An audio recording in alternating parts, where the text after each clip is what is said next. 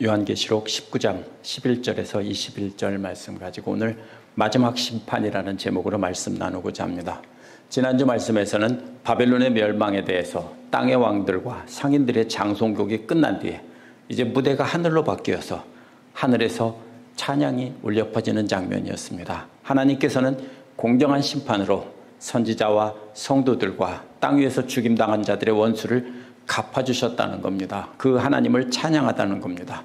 이러한 찬양에 이어서 어린 양의 혼인잔치가 준비되었다며 어린 양의 혼인잔치에 청함을 받은 자들은 복되다고 했습니다. 이렇게 해서 찬양이 울려 퍼진 뒤에 이제는 하늘이 열리고 하늘 전체가 열리는 겁니다. 흰 말을 탄 그리스도와 하늘의 군대들이 뒤따르는 장면입니다. 그리스도는 입에서 나오는 하나님의 말씀으로 마귀와 거짓 예언자들과 그를 따르는 자들을 다 멸하시는 것입니다. 그리고 어린 양의 혼인잔치와는 반대로 모든 새들에게 그리스도의 대적을 먹이는 하나님의 큰 잔치의 장면이 나옵니다. 하지만 마귀를 상징하는 짐승과 그의 거짓 예언자들과 그들을 따르는 자들은 끝까지 대적하다가 완전히 멸망한다는 내용입니다. 첫 번째로 11절에서 16절은 흰 말을 탄 자를 보았다라고 했습니다. 요한은 또다시 하늘이 열려있던 것을 보았다고 했는데요. 새로운 환상이 시작되었다는 뜻입니다. 4장 1절에서는 하늘 문이 열렸다고 했고요.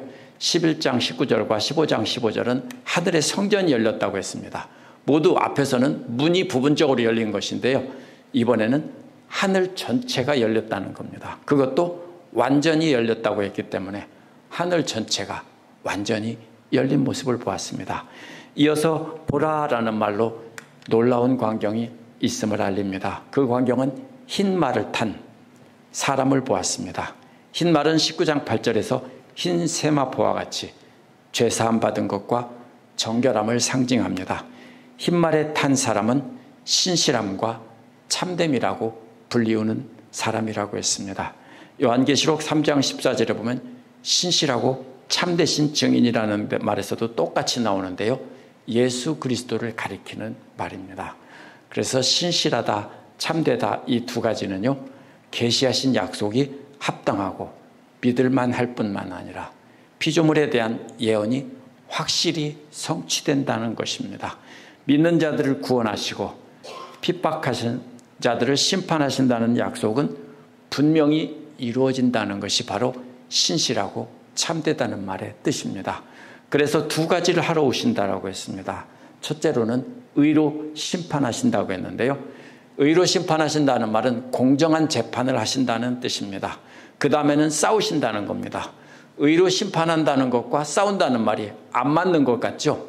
그러나 이 싸운다는 말은 실제로 전쟁을 의미하는 것이 아니라 심판을 하고 거기에 불복해서 듣지 않는 때는 전쟁으로 멸하신다는 뜻입니다. 결국 전쟁으로 멸하는 것도 역시 심판인 것입니다. 그리스도의 재판에 불복종하는 자들은 완전히 멸하실 것이기 때문에 전쟁한다고 심판이 이어서 전쟁한다고 하는 것입니다. 결국 공정한 재판과 또 이어서 전쟁한다는 것은 그리스도께서 대적들을 심판하신다는 겁니다. 12절에서 보면은 그의 눈은 불꽃 같다고 했는데요. 눈이 불꽃 같다는 말은 요한계시록 1장 14절과 2장 18절에서 나오는데 하나님의 심판을 맡은 예수 그리스도의 역할을 가리키는 겁니다. 그래서 2장 23절에 나온 것처럼 불꽃 같은 눈으로 보시고 행한 대로 그대로 갚아주신다는 겁니다.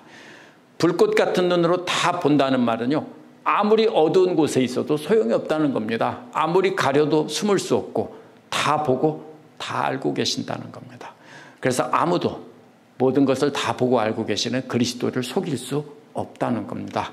또 그 머리에는 수많은 왕관이 있다고 했는데요. 이 왕관이라는 것, 여기서는 관이라고 그랬죠.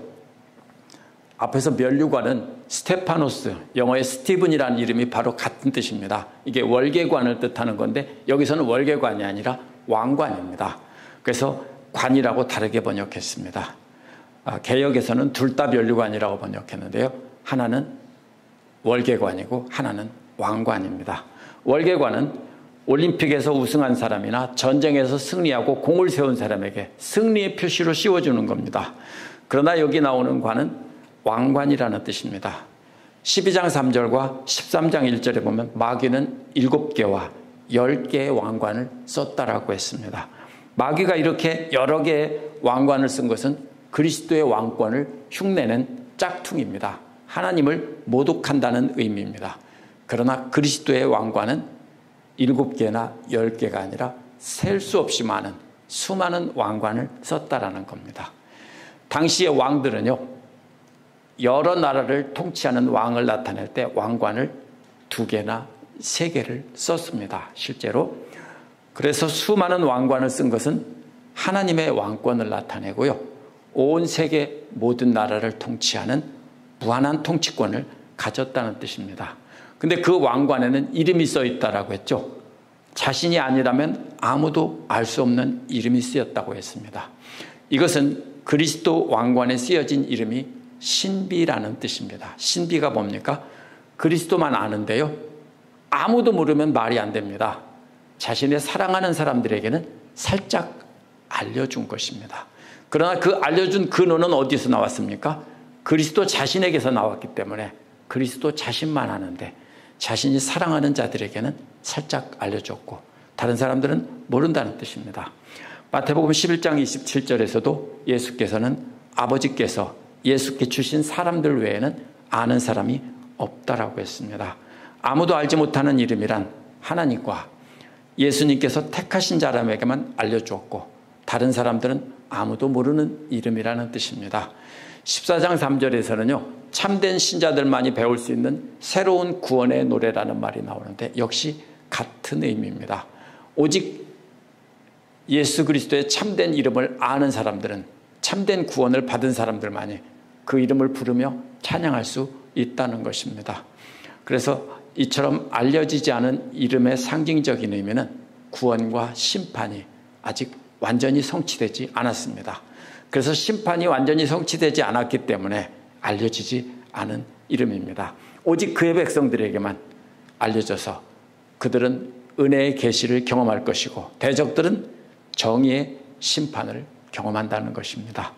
그래서 그리스도께서는 피로 완전히 물든 옷을 두르고 계셨다고 했는데요, 이걸 2가지로 해석합니다. 하나는 그리스도께서 피로 물든 옷을 입은 것은 다가온 전쟁에서 대적들의 피로 붉게 물들었다, 이렇게 해석하기도 하고요. 또 다른 하나는 예수 그리스도 자신의 피로 물들었다고 해석하기도 합니다. 이사야 63장 1절에서 16절에 보면요, 포도즙 틀을 밟는 것처럼 심판하셔서 옷이 피로 붉게 물든다라고 해석합니다. 그런데 요한은 이사야에 나오는 그 비유를 사용해서 여기서 자신의 피로 붉게 물든 것으로 우리가 해석할 수 있습니다. 왜냐하면 아직 전투가 시작되지 않았기 때문입니다. 전투가 시작되지 않았는데 이미 옷이 피로 붉게 물들었다는 것은 적들을 죽임으로 물든 것이 아니라 자신의 십자가의 보혈로 물든 옷을 입었다는 겁니다. 그래서 그 이름이 또 하나님의 말씀이라고 불린다고 했는데요, 요한복음 1장 1절에 뭐라고 합니까? 태초에 말씀이 계시니라. 그래서 예수님이 바로 말씀이 육신이 된 분이라고 했죠.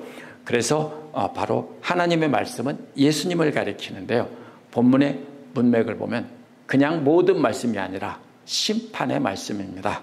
그래서 히브리서 4장 12절에서는 좌우로 날선 검과 같이 하나님 말씀으로 심판하는 장면이 쪼갠다라는 말이 나옵니다. 그래서 이 하나님의 말씀이란 그리스도의 이름이지만 또 이것은 실제로 부르는 이름이라기보다는 하시는 역할입니다. 심판주로 오셔서 하시는 역할이 바로 말씀으로 쪼개는 역할을 하신다는 겁니다. 이렇게 피로 완전히 물든 옷을 두르시고 하나님의 심판의 말씀이신 그리스도가 나온 뒤에 그 다음에 14절에 보면 하늘의 군대들이 나타납니다. 그 군대들은 그리스도의 뒤를 따르고 있었는데요, 모두 흰 말을 타고 있고 빛나는 깨끗한 모시옷을 입었다고 했습니다. 누굴까요? 하늘의 천사들이라고 대부분 말합니다. 그래서 15장 6절에 보면 빛나는 모시옷을 입은 천사들이 나오기 때문에 그렇게 말합니다. 그런데 더 가까운데 19장 8절에 보면 빛나는 깨끗한 모시옷이 똑같은 말이 나옵니다. 바로 앞에. 바로 4절 앞에 바로 더 나옵니다. 그러면 멀리 있는 15장 6절에서 바로 깨끗한 못이옷이라고 쓴 것을 따라야 될까요? 아니면 바로 19장 8절에 나오는 빛나고 깨끗한 옷이라는 똑같은 말을 쓴 것을 따라야 될까 하면 가까운 데에는 똑같은 말을 따라야 됩니다. 뭐라고 했습니까? 19장 8절에서는 빛나고 깨끗한 못이옷인데요, 이것은 거룩한 자들의 의로운 행실이라고 했습니다. 그렇기 때문에 이 말은 천사일 수 없습니다. 천사가 아니고 뭡니까? 새 예루살렘의 시민이나 예수 그리스도의 신실한 종들, 또 14장에 나오는 순교자들이라고 볼 수 있습니다. 결국 그리스도의 구원받은 모든 성도들입니다. 오직 예수 그리스도의 옷만 붉게 물들었습니다. 왜요? 그분의 보혈의 피로 붉게 물든 겁니다. 그러나 그 따르는 사람들은 뭐라고 했습니까? 모두 다 빛나는 흰옷을 입었습니다. 왜요? 그리스도의 보혈의 피로 깨끗함을 받았다는 뜻입니다. 그래서 싸움은 모두 그리스도께 속한 것이고, 누가 전쟁 나갈 때 흰 못이옷을 입고 나가는 사람들이 어디 있습니까? 그렇죠. 말이 안 되죠. 이것은 싸움은 누구에게 속한 겁니까? 그리스도께만 속한 거고, 그 군대들은 그냥 따라가기만 하면 되고 승리하는 편에 서기만 하는 겁니다. 이어서 그리스도께서 어떻게 심판하시는지 15절에 나옵니다. 입에서 날카로운 칼이 나오는데 그 칼로 모든 민족을 치신다고 했습니다. 이 칼은 로마 군인들이 적과 맞붙어 싸울 때는 짧은 칼을 씁니다. 왜냐하면 긴 칼은 맞붙어 싸우면 불편하죠. 근데 여기서 나오는 칼은 긴 칼입니다. 말을 타고 달리면서 있다가 말을 타고 적을 치거나 찌를 수 있는 긴 칼입니다. 그러면 이게 무슨 뜻입니까? 그리스도의 입에서 나오는 심판의 말씀은 말 타고 달리면서 적들을 내리치는 장면으로 우리가 이해할 수 있습니다. 그런데 적은 아직 죽지 않았을 겁니다. 단칼에 목이 베인다면 죽겠지만 대부분은 긴 칼에 말 타고 달리면서 휘두르는 칼에 맞는다면 부상을 입고 쓰러져 있겠죠. 그러면 그 다음에 어떻게 합니까? 그 다음 그림이 바로 철지팡이로 다스린다고 한 겁니다. 철지팡이는, 이것은 목자의 지팡이는 본래 나무 지팡이인데 철지팡이는 파괴를 뜻합니다. 좌우로 날선검으로 긴 칼로 말 타고 다니면서 휘둘러서 부상을 입었다면 그 다음엔 말에서 내려서 철지팡이를 가지고 죽었는지 살았는지 하나씩 확인하면서 찍어 내리는 장면으로 볼 수 있습니다. 목자의 철지팡이는 양떼는 지키는 것이지만 맹수들은 어떻게 합니까? 죽이고 물리치는데 사용하는 것입니다. 그래서 말을 탄 장수의 그림에서 갑자기 적을 멸하는 그림으로 바뀐 것을 철지팡이를 든 목자로 비유한 겁니다. 이제 예수 그리스도는 칼에 맞은 대적들을 창을 기다란 쇠 지팡이를 가지고 다니면서 하나씩 다 확인해서 완전히 멸하는 모습입니다. 마지막 그림은 뭡니까? 역시 연결이 됩니다. 맹렬한 진노의 포도즙 틀에 밟는 것입니다. 그렇게 죽은 사람들을 모두 다 넣고 어디다 넣고요? 포도즙 틀에 넣고 밟아서 그 즙을 완전히 짠다는 것입니다. 포도즙 틀을 밟는 농부에 비유한 것이 이사야 63장에도 나오는데요. 하나님께서 대적들을 멸하시는 것을 포도즙 틀을 밟는 농부의 그림으로 비유했습니다. 어떻게 될까요? 맨발로 그 돌로 된 큰 그 욕조 같은 데다가 포도를 잔뜩 넣은 다음에 사람들이 들어가서 밟으면은 붉은 피가 옷에 튀고 발에 묻고 하겠죠. 피가 아니라 포도즙이. 그것이 마치 피와 같아서 그것을 비유적으로 말한 것입니다. 마지막으로 그래서 이렇게 완전히 밟아서 뭉개는 겁니다. 그러니까 그림은 세 장의 그림은 나란히 있는 그림은 첫 번째는 말을 타고 다니면서 칼로 베는 장면이고요. 두 번째는 목자의 쇠지팡이로 하나씩 찍는 장면이라면 마지막에는 완전히 밟아서 으깨는 장면입니다. 그렇게 해서 마치 포도즙을 짜듯 완전히 박살을 낸다는 겁니다. 이 세 장의 그림은요, 그리스도께서 하나님의 맹렬한 진노로 마지막 최후의 심판을 하신다는 뜻입니다. 앞에서는 3분의 1, 3분의 1, 3분의 1 했지만 계속 반복되는 3분의 1이 지나가고 이제는 최후의 심판이기 때문에 이제는 완전히 멸하신다는 뜻입니다. 그렇게 대적들을 완전히 짓밟고 으깨시는 예수 그리스도의 옷과 허벅지에 왕들 중에 왕, 주인들 중에 주인이라고 써 있다고 했습니다. 이것이 허벅지에 쓰여진 게 아니고요. 말을 타면은 옷자락이 허벅지 아래로 길게 늘어지는데 장수들은 자신들의 이름을 그 옷자락, 허벅지 위로 늘어지는 옷자락 위에 쓰는 겁니다. 그러니까 허벅지에다 문신을 새긴다는 뜻이 아니고요. 말을 탄 장수가 옆에서 말을 타고 갈 때 보일 수 있도록 이렇게 옷에다가 이름을 쓴 것을 뜻합니다. 이것은 왕들 중에 왕이고 주인들 중에 주인이라는 것은 모든 대적들을 완전히 물리치고 승리하셨다라는 겁니다. 수많은 왕관을 지니신 분이 결국 왕들 중에 왕이고 주인 중에 주인입니다. 이렇게 해서 마지막 심판 장면이 끝났습니다. 그리고 17절, 18절은 두 번째 본 것은 모든 새들을 초청하는 장면입니다. 역시 앞에 거와 연결이 됩니다. 두 번째 완성은 이제 요한은 하늘에서 해에 서 있는 한 천사를 보았다고 했습니다. 해가 뭡니까? 해는 땅 위에서 볼 수 있는 공중의 가장 높은 곳에 있는 것을 상징합니다. 그래서 온 세상에서 다 보일 수 있는, 해가 안 보이는 데는 없죠. 해는 다 보이죠, 온 세상에. 그래서 온 세상 모두가 다 보일 수 있는 자리에 천사가 서 있다라는 것입니다. 실제로 천사가 해에 서 있다는 뜻은 아닙니다. 모두 상징적인 말입니다. 하나님의 말씀을 전하는 천사가 해처럼 눈부시게 빛난다는 그림도 역시 포함될 것입니다. 왜냐하면 해에 서 있다는 말은 눈이 부시게 밝을 것이기 때문입니다.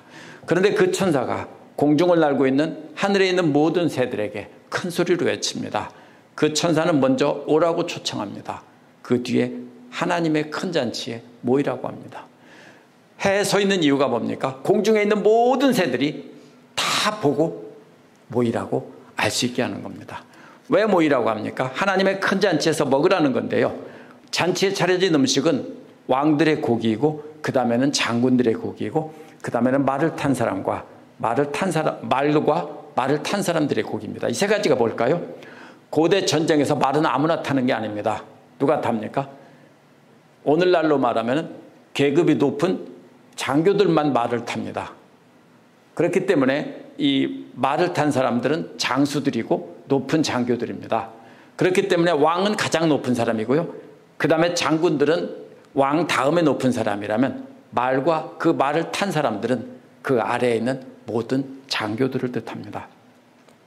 그 다음에는 뭐가 나옵니까? 그래서 신분 순서대로 세 단계로 내려왔습니다. 그렇게 말한 다음에 뭐라고 말합니까? 신분이 높은 사람이나 낮은 사람이나 다 말하기 위해서 자유인이나 종이나 신분이 높은 사람이나 낮은 사람이나 다라고 했습니다. 이게 무슨 말입니까? 모든 사람 다라는 겁니다. 어디에 나옵니까 이것이? 에스겔 39장 17절에서 20절에 보면 모든 새들에게 와서 용사와 왕들과 군마와 기병과 이 모든 군인들을 뜯어먹으라고 한 것이 나옵니다. 큰 자나 작은 자나 자유인이나 종이라는 말은 13장 16절에서 짐승을 표를 받은 사람들에게서도 나옵니다. 이들은 멸망할 사람들 모두를 다 가리킵니다. 그래서 왕과 장군들, 말 탄 사람들 한 다음에 그들만이 아니라 모든 하나님을 대적하는 짐승의 표를 받은 사람들 다. 앞에서 어떻게 되실까요? 칼로 치고 쇠지팡이로 찔러 죽인 다음에 포도즙 틀에 넣고 밟아서 얻겠습니다. 그 다음에 그걸 어떻게 합니까? 이제 건져서 피가 다 빠진 고기만 던지면서 새들아 다 모여라. 이 잔치회를 먹으라 하는 것입니다. 그래서 시체들을 던지고 새들에게 하나님의 잔치라고 큰 잔치라고 말하는 장면입니다. 구약 성경에서 계속 나오는 것이요.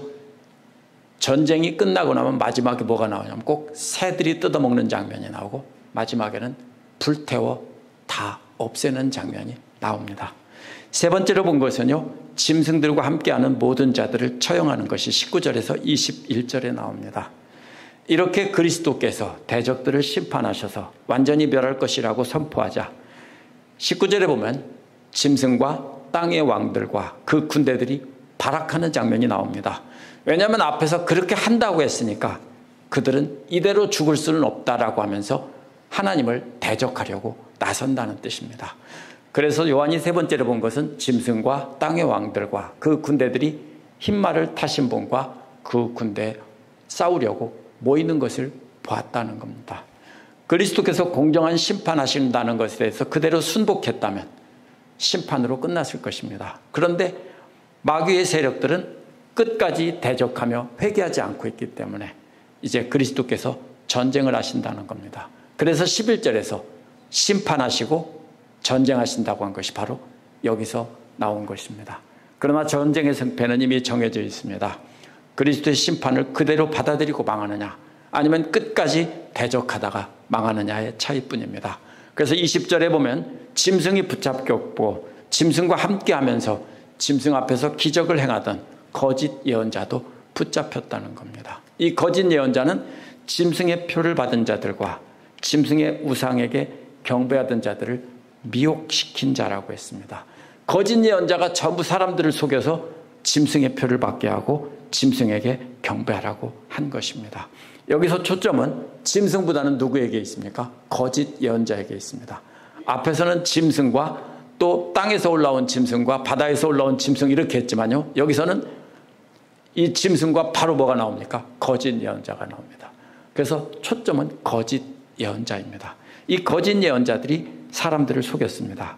요한 당시는 예수 그리스도를 전하는 예언자라고 하면서 로마 황제에게 절하는 것은 우상숭배가 아니라고 가르쳤던 사람들이 바로 거짓 예언자들입니다. 오늘날은 거짓으로 축복을 선포하며 세상 영광을 따르도록 하고 진짜로 예수 그리스도의 말씀은 무시하고 따르지 않도록 하는 사람들이 바로 오늘날은 거짓 예언자들입니다. 이들은 이 둘이라고 했죠. 둘은 뭡니까? 짐승과 거짓 예언자 둘입니다. 이 둘은 유황불이 타오르는 불의 연못에 던져집니다. 불의 연못이 뭐냐면요. 화산 지역에서 용암이 흘러 넘치는 곳입니다. 오늘날도 옐로우스톤이나 이런 화산 지역에 가면은 뭐가 나옵니까? 끓는 용암은 직접 보지는 못했지만 유황연기가 막 나는 것을 볼 수 있죠. 그럼 여기서 그림은요. 그 땅속에서 올라온 바위가 녹은 그 마그마가 용암이 흘러 넘쳐서 연못을 이루고 있는 것입니다. 바위가 펄펄 끓고 있는 겁니다. 근데 그 위에 뭐가 있습니까? 유황연기가 올라오면서 불이 타고 있습니다. 그래서 이것은 그런 장면을 말하는 겁니다. 거기에다가 던진다는 겁니다. 어떻게 되겠습니까? 완전히 타버리겠죠. 그래서 21절에서는 그들을 따르는 나머지 악한 자들은 말을 타신 분에서 입에서 나오는 칼에 맞아 죽었다고 했습니다. 앞에서 칼이 뭐라고 했습니까? 실제로 칼에 맞아 죽는 게 아닙니다. 예수 그리스도의 심판의 말씀에 멸망하는 겁니다. 그래서 이것을 실제 칼이 아니라 예수 그리스도의 말씀이니까 복음이다 이렇게 말하면 안 됩니다. 이것은 마지막 심판하시는 말씀이라는 뜻입니다. 이어서 모든 새들이 그들의 육체로부터 배불리 먹었다라고 했습니다. 17절 18절에 나온 하나님의 큰 잔치입니다. 짐승과 거짓 예언자와 그 군대들은 끝까지 대항했지만 아무 소용이 없습니다. 이제 요한계시록이 끝부분에 왔습니다. 오늘 말씀은 그리스도께서 심판주로 다시 오실 때 하늘이 열리고 일어나는 일들입니다. 그때에는 마귀와 거짓 예언자들과 그들을 따르는 자들을 칼로 치고 철지팡이로 죽인 후에 포도즙 틀에 넣고 짠다고 했습니다. 마지막에는 그 찌꺼기를 던져서 새들에게 잔치를 벌인다고 했습니다. 창세기 9장 1절 7절에 보면요. 하나님께서는 노아와 가족들에게 동물들을 음식으로 주며 생육하고 번성하라고 했습니다. 근데 여기서는 반대로 뒤집혔습니다. 새들에게 이러한 사람들을 먹이면서 완전히 치워버리라는 것입니다. 이제 더 이상 악한 마귀의 세력들은 존재하지 않고 완전히 사라지는 겁니다. 그때 누구만 남습니까? 그리스도를 따르는 그 신실한 백성들만 남는 것입니다. 이는 지난주의 말씀의 하이라이트가 어린 양의 혼인잔치라고 했습니다. 찬양, 하늘에서 찬양, 점점 하나님께 가까이 오는 찬양, 그 다음에 땅에서 찬양, 마지막에는 모두가 찬양하는 것이 어린 양의 혼인잔치로 연결이 됐습니다. 그래서 모두가 다 정결함을 받은 모든 백성들은 어린 양의 혼인잔치에 참여한다고 했는데 이 말씀은 정반대입니다. 오늘 말씀의 초점은요, 하나님의 큰 잔치인데요, 지난주 말씀에 나온 어린 양의 혼인잔치의 패러디입니다. 우리는 요한 당시 요한이 예수 그리스도의 말씀을 가르치고 선포할 때 교회와 성도들의 상황을 기억하고 이 말씀을 읽어야 됩니다. 그 당시에 소아시아 교회 성도들 중에서 황제 숭배를 거부한 사람들은 말할 수 없는 고난을 받았습니다. 그 핍박이 사실인지는 정확히 확인할 수는 없지만 사자들에게 던져지고 어떤 이들은 거꾸로 다리를 매달아 놓고 톱으로 반으로 켜고 십자가에 거꾸로 매달고 또 사람을 양초를 입혀서 네로는 실제로 그렇게 했다고 합니다. 목을 자르고 다리를 잘라서 양초에 담갔다가 그것을 밤에 횃불처럼 불을 피워놨다고 합니다. 이런 것이 사실 핍박이 제가 정확히 사실인지 확인하지는 못했습니다. 과장된 것인지도 모릅니다. 그러나 분명한 것은 요한 당시의 성도들은 심한 핍박을 받았다는 것은 역사적인 기록에 분명히 나와 있는 것입니다. 그러면 이 요한계시록 말씀은요, 그렇게 핍박을 받으면서도 믿음을 지키던 사람들에게 주신 말씀입니다. 현실은 어떻습니까? 그들은 잡혀 죽기도 하고 무서워서 숨어 있기도 하면서 이렇게 살고 있지만 바로 하나님께서 주신 이 말씀에는 마지막 때는 거꾸로 뒤집힌다는 겁니다. 특별히 오늘 말씀에서는 거짓 예언자가 마귀를 뜻하는 짐승 바로 다음에 나온 것에 주목해야 합니다. 환난과 핍박 중에서도 거짓 예언자들에게 속아 넘어가면 오늘 말씀에 나온 하나님의 큰 잔치에서 새들의 먹이로 끝난다는 것입니다. 실제로 새들의 먹이로 준다는 뜻이 아닙니다. 이것은 완전히 멸망하는 것을 상징적으로 그림으로 그려준 것입니다. 예수님께서도 마태복음 24장 11절에서 13절에 보면 거짓 예언자들이 많이 일어나 사람들을 속일 것이고 불법이 성하며 많은 사람이 사랑에 식을 거라고 했습니다. 이게 뭔 말입니까? 교회에서 얘기입니다. 세상에서 얘기가 아니라 교회 안에서 어떻게 해요? 불법이 성한다는 게 뭐예요? 성경을 자기 마음대로 해석하면서 그것이 옳다라고 가르치는 것이 불법입니다. 그리고 사랑에 식는다는 것은 그렇기 때문에 예수님께서 행하시고 본보기를 보여주신 원수까지도 사랑하며 낮은 자리에서 섬기는 그런 사랑은 식는다는 겁니다. 없어지는 건 아니에요. 이 교회 안의 이야기입니다. 그러나 끝까지 견디는 사람은 구원을 얻는다라고 예수님도 말씀하셨습니다. 결국은 교회 안에는 신실하게 끝까지 섬기는 남은 자들이 구원을 받는 것입니다.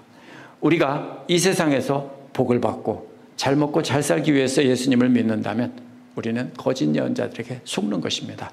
그러나 가난하고 불쌍하게 살아야 된다는 뜻은 아닙니다.